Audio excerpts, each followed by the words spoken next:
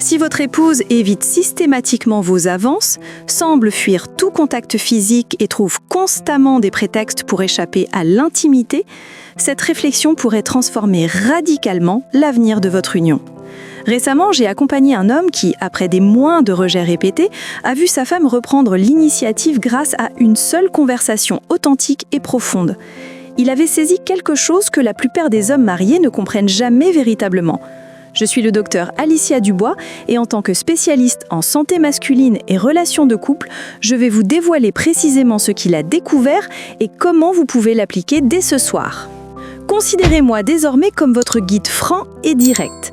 Je vais vous livrer la vérité sans détour sur ce qui génère véritablement le désir dans les relations à long terme, loin des mythes qu'on nous vend habituellement. Vous découvrirez également la méthode la plus efficace pour renouer avec la femme que vous aimez. Laissez-moi décrire précisément ce qui se déroule actuellement dans votre mariage. Vous ressentez ce désir profond de retrouver l'intimité avec votre épouse. Naturellement, vous tentez de prendre l'initiative. Peut-être commencez-vous par l'embrasser tendrement, la caresser doucement ou simplement lui demander si elle en a envie. Parfois, c'est juste une main posée sur son épaule dans l'obscurité de la chambre. Sa réponse arrive, prévisible et douloureuse. « Non, je suis épuisée, j'ai mal à la tête, pas ce soir ». Ces mots résonnent comme un verdict. Vous vous sentez rejeté, incompris. Vous vous refermez sur vous-même, gardant vos frustrations pour vous, évitant d'aborder le sujet qui fait mal. Quelques jours passent et vous retentez votre chance. Même scénario, même réponse négative. Ce schéma destructeur se répète inlassablement, érigeant progressivement un mur invisible mais bien réel entre vous deux. Chaque tentative infructueuse ajoute une brique supplémentaire à cette barrière émotionnelle qui grandit jour après jour. Voici ce qui se passe réellement dans l'univers émotionnel de votre femme, une réalité que peu d'hommes saisissent véritablement. Elle n'éprouve sincèrement aucun désir sexuel à ces moments-là et c'est parfaitement normal. La libido féminine fonctionne selon des mécanismes radicalement différents de celle des hommes. Le désir chez la femme fluctue constamment, influencé par une multitude de facteurs complexes et interdépendants. Le stress quotidien, les variations hormonales naturelles, la qualité de la connexion émotionnelle avec son partenaire, la quantité et la qualité de son sommeil, son état de santé général, la charge mentale et physique qu'elle porte et bien d'autres éléments encore. Mais voici où votre part de responsabilité commence à jouer un rôle crucial. Au lieu de reconnaître cette réalité et de vous enquérir sincèrement de son état, vous persistez dans vos tentatives sans jamais aborder le sujet ouvertement. Vous traitez son absence d'intérêt comme un obstacle à contourner ou à surmonter par la persévérance. Cette approche, bien qu'involontaire, transmet un message dévastateur que vous n'avez jamais eu l'intention d'envoyer.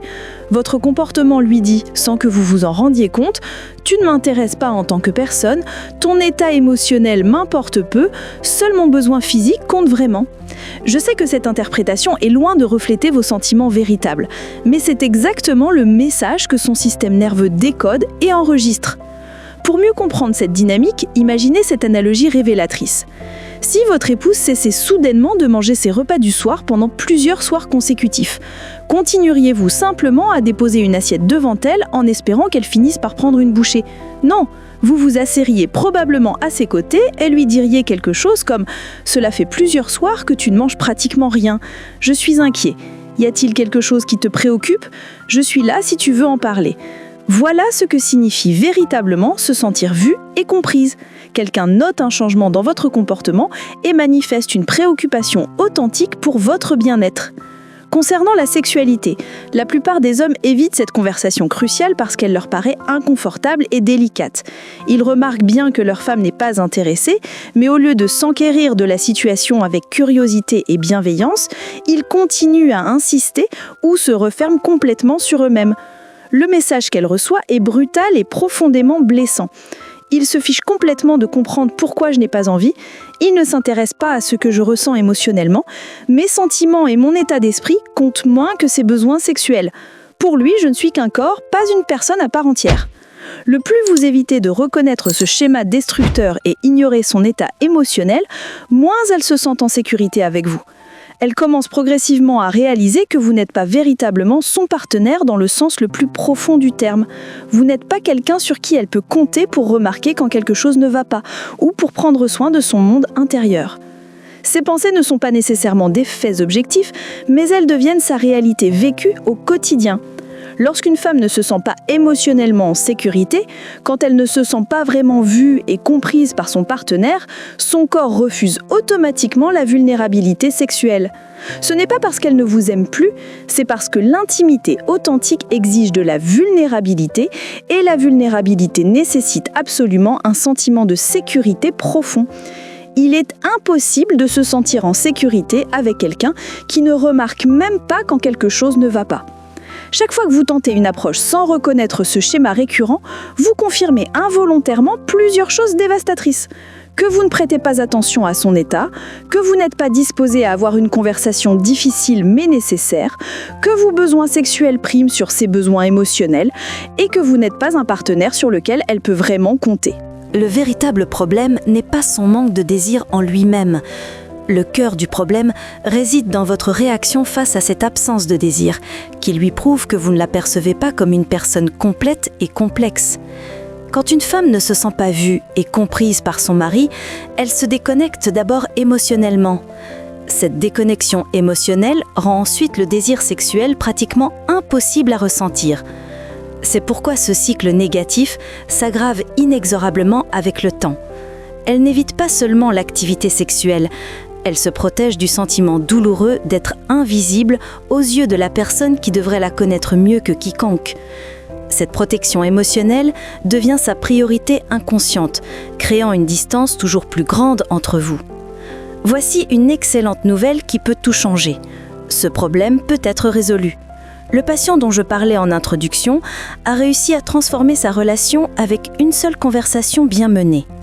Je vais vous montrer exactement comment procéder. La solution repose sur 4 étapes fondamentales que j'appelle la méthode de communication et sécurité émotionnelle. Première étape, éliminer toute pression sexuelle. Pour les 2 à 4 semaines minimum qui viennent, vous ne prendrez aucune initiative sexuelle, absolument aucune. J'entends déjà certains d'entre vous protester. Ce n'est pas juste. Cette approche ne fonctionne manifestement pas non plus. Il ne s'agit pas de punition, mais de créer un espace sécurisant où son système nerveux peut se reconnecter naturellement au désir sans avoir à lutter constamment contre la pression. Vous éliminez l'obstacle principal qui bloque son épanouissement. Cette période de décompression est absolument cruciale. Elle permet à votre femme de redécouvrir ses propres sensations et désirs sans l'anxiété constante de devoir gérer vos attentes. C'est durant cette phase que sa garde commence naturellement à baisser. Deuxième étape, la conversation transformatrice. Utilisez ce script en l'adaptant à votre style personnel, mais conservez-en l'essence et la progression logique. Chérie, j'aimerais te parler de quelque chose d'important.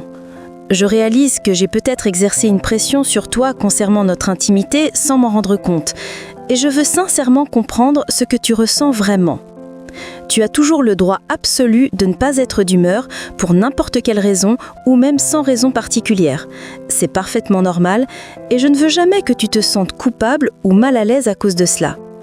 Je suis curieux de savoir ce qui t'aiderait à te sentir plus connecté à moi et plus à l'aise avec l'intimité, mais je n'attends pas de réponse immédiate. Je veux que tu saches que comprendre ce que tu vis m'importe plus que satisfaire mes propres besoins. Je ne vais pas prendre d'initiative sexuelle pendant les prochaines semaines. Si tu veux parler de ce que tu ressens ou si tu désires de la tendresse, fais-me le savoir. Sinon, je veux me concentrer sur notre proximité émotionnelle sans aucune attente pour le moment. Troisième étape, l'art d'écouter vraiment. Voici où la plupart des hommes échouent tragiquement. Ils prononcent les bonnes paroles, puis se précipitent pour réparer ou se défendre. Quand elle commence à s'ouvrir, et elle le fera une fois la pression dépassée, votre unique mission est d'écouter avec votre cœur et votre esprit. Posez des questions ouvertes et authentiques. Qu'est-ce qui t'aiderait à te sentir plus connecté à moi ? Y a-t-il quelque chose que je fais qui te donne l'impression d'être sous pression ? De quoi as-tu besoin pour te sentir vraiment en sécurité et à l'aise avec l'intimité ? Comment puis-je te soutenir quand tu te sens stressé ? Soyez véritablement curieux de son expérience unique. Ne transformez surtout pas cette discussion en négociation sur le moment où l'activité sexuelle reprendra. Si vous créez et maintenez cet espace sécurisant, elle s'ouvrira naturellement. 4e étape, construire la sécurité par la cohérence. Montrez-lui par vos actions répétées que vous êtes une présence sûre et apaisante sans agenda sexuel caché. Offrez de l'affection physique qui ne mène nulle part, des câlins, des baisers tendres, des caresses douces qui existent pour eux-mêmes. Soyez émotionnellement disponible quand elle souhaite parler et continuez à écouter vraiment. Ne mentionnez pas le sexe et évitez les plaisanteries sur la durée de votre abstinence. Exprimez votre appréciation pour des aspects d'elle qui n'ont rien à voir avec la sexualité. Son intelligence, son humour, sa force, sa beauté intérieure.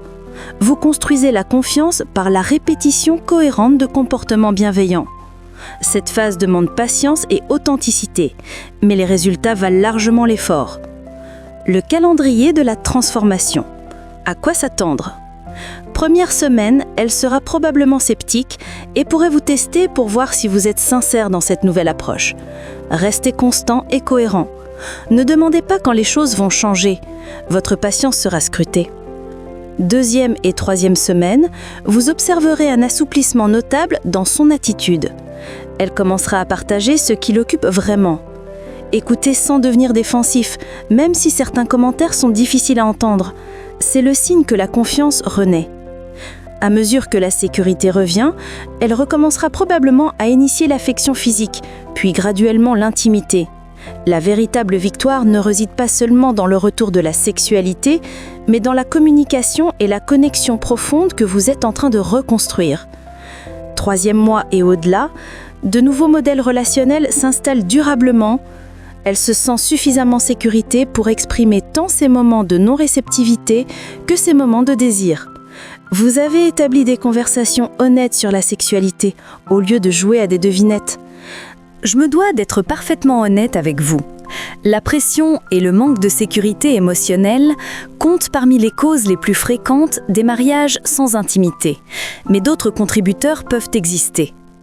Votre épouse pourrait être submergée par le travail, la charge domestique ou les responsabilités parentales.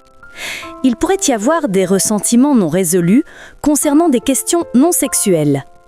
Elle pourrait traverser des changements hormonaux ou des problèmes de santé. Elle pourrait se sentir émotionnellement déconnectée dans d'autres aspects de votre relation. La beauté de cette méthode réside dans sa capacité à ouvrir la porte aux véritables raisons sous-jacentes. Quand vous éliminez la pression et créez un espace propice à l'honnêteté, elle peut enfin vous révéler ce qui se passe vraiment. Peut-être que le problème ne concerne pas uniquement la sexualité. Peut-être s'est-elle sentie ignorée dans d'autres domaines de votre vie commune. Peut-être est-elle stressée par les finances ou les responsabilités familiales. Et la sexualité lui apparaît comme une demande supplémentaire dans une vie déjà surchargée. Quand vous lui démontrez que son confort et son bien-être comptent plus que votre calendrier sexuel, vous créez l'espace nécessaire pour qu'elle vous confie ce dont elle a réellement besoin pour se sentir proche de vous. C'est à ce moment que la guérison authentique commence, pas seulement sexuellement, mais dans toute la relation. La femme que vous avez épousée existe toujours. En ce moment, elle ne se sent simplement pas suffisamment en sécurité pour être sexuellement vulnérable avec vous. Cette situation peut changer radicalement. Le changement survient quand vous prouvez par vos paroles et vos actions que son expérience vous importe plus que votre urgence personnelle. Lorsqu'elle se sent émotionnellement et physiquement en sécurité avec vous, le désir peut revenir naturellement. Non pas parce que vous l'avez contrainte, mais parce qu'elle vous désire sincèrement et souhaite se connecter avec vous.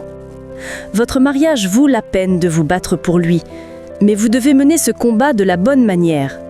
La force brute et la persistance aveugle ne fonctionnent pas. La compréhension, l'empathie et la patience authentique créent des miracles relationnels. Cette approche demande du courage. Le courage d'avoir des conversations difficiles, de remettre en question vos propres comportements et de prioriser les besoins émotionnels de votre partenaire. Mais les récompenses dépassent largement l'investissement initial. Vous ne récupérez pas seulement votre vie intime, vous redécouvrez la femme extraordinaire que vous avez épousée, et elle redécouvre l'homme dont elle est tombée amoureuse. Cette reconnexion profonde transforme tous les aspects de votre relation, créant une intimité plus riche et plus satisfaisante que jamais auparavant. Si vous êtes prêt à avoir cette conversation transformatrice dès ce soir, si vous êtes disposé à prioriser sa compréhension plutôt que la satisfaction immédiate de vos besoins, alors vous tenez entre vos mains la clé d'une transformation relationnelle extraordinaire. L'amour véritable ne se contente pas de prendre, il cherche d'abord à comprendre, à servir et à créer un environnement où l'autre peut s'épanouir pleinement. Votre femme attend que vous deveniez cet homme, celui qui la voit, l'entend et l'honore dans sa totalité. Le voyage commence par une seule conversation courageuse. Êtes-vous prêt à la commencer ? Dans la vie de couple, la flamme ne s'éteint pas d'un coup. Elle s'affaiblit petit à petit, étouffée par la routine, les responsabilités et le manque d'attention. Pourtant, raviver cette flamme est essentiel pour préserver l'amour, l'intimité et la complicité qui font la force d'une relation. Il ne s'agit pas seulement de grands gestes ou de surprises exceptionnelles, mais surtout de petites attentions quotidiennes, de communication sincère et d'une volonté commune de nourrir le lien. Se rappeler pourquoi on s'est choisi, partager des moments de qualité, écouter, rire et rêver ensemble. Ce sont ces détails qui redonnent vie à l'étincelle. Un couple qui investit dans sa relation grandit dans le temps et résiste aux épreuves, car il se construit sur des fondations solides, entretenues par l'amour et le respect. Alors, si vous sentez que la flamme faiblit, ne la laissez pas s'éteindre. Prenez les devants, surprenez, écoutez et aimez avec intention. C'est ce qui fait toute la différence entre un couple qui survit et un couple qui s'épanouit vraiment. Si vous avez aimé cette vidéo et que vous souhaitez encore découvrir plus de conseils puissants pour renforcer votre relation et prendre soin de votre santé masculine, abonnez-vous dès maintenant et activez la cloche de notification. Ainsi, vous ne manquerez aucune de nos prochaines vidéos pleines de clés pratiques pour enrichir votre vie et votre bien-être. Votre couple mérite cette étincelle renouvelée, alors commencez aujourd'hui.